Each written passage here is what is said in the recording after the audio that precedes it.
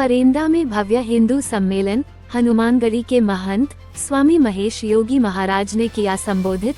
कहा, विश्व कल्याण की भावना से कार्य करता है सनातन धर्म।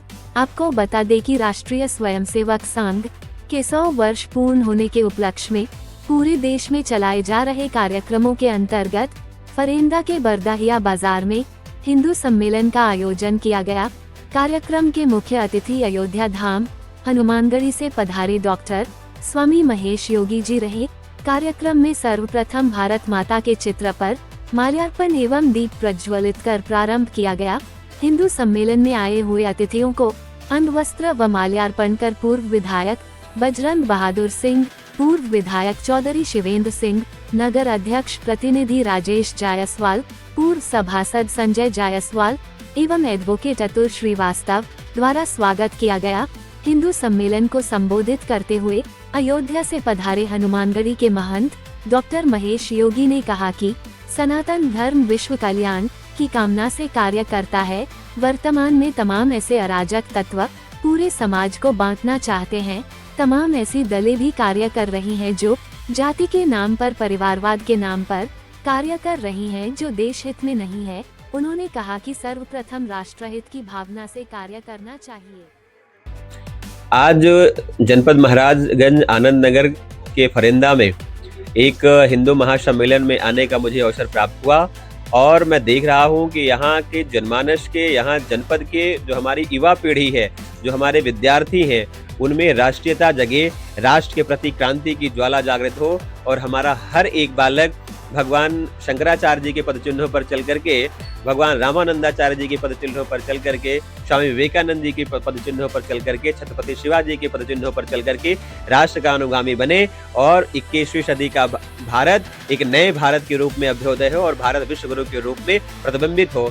ऐसी तमाम परिकल्पनाओं को लेकर के हिंदू सम्मेलन का आयोजन हुआ। हिंदू समाज के लिए आज सबसे बड़ी चुनौती क्या है?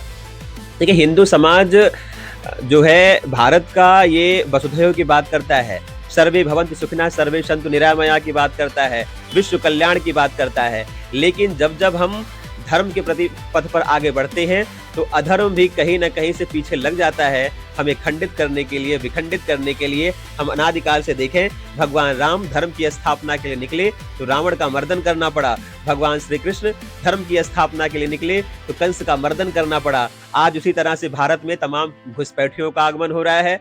आज हमारे जो बॉर्डर की सीमाएं हैं, वहां से जो है बांग्लादेशियों का आगमन हो रहा है, रोहिंग्याओं का आगमन हो रहा है। तो कहीं ना कहीं ये भारत में आ करके हमारे साथ घुसपैठ करते हैं, हमारे साथ अपघात करते हैं।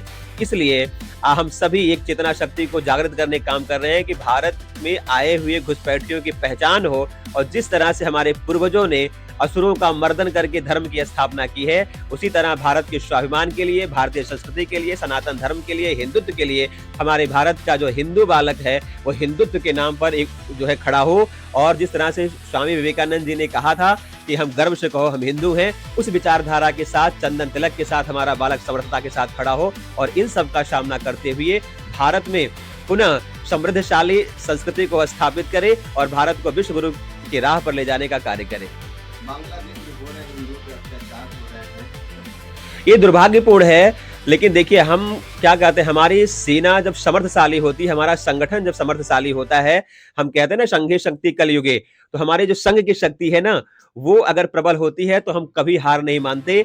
भगवान राम को अयोध्या से निकल करके रावण का मर्दन करना था। समुद्र के तट पर रावण की सेना से कई हजार गुना बड़ी सेना भगवान राम ने तैयार की थी। तो मैं ये कह रहा हूं कि आज हमारे संगठन की शक्ति होनी चाहिए।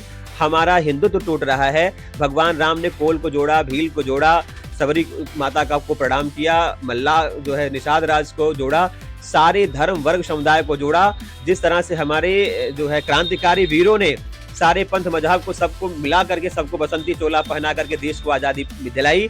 आज मैं पूरे देश से आह्वान करता हूं कि हिंदुत्व पे कुठाराघात जो हो रहा है, हमारे बीच जो जातीयता के भेदभाव के बीजारोपण बोए जा रहे हैं, इससे जो है दूर होकर के सबको एक विचारधारा में, हिंदुत्व की विचारधारा में, सनातन की विचारधारा में आना होगा। और जब सब एक मंच पर खड़े होकर के जब सामना करना शुरू करेंगे, उसके लिए हमारे गांव में टोलियां बने, हमारे नगर में टोलियां बने, हमारे जिले में टोलियां बने, हमारे प्रदेश में टोलियां बने, और इस विचारधारा के साथ जब हम काम करना शुरू करेंगे तो सशक्तता के साथ 100 करोड़ हिंदुत्व की शक्ति जहां पर संकलित होकर के काम करना शुरू करेगी, वहां बांग्लादेश हमारा होगा।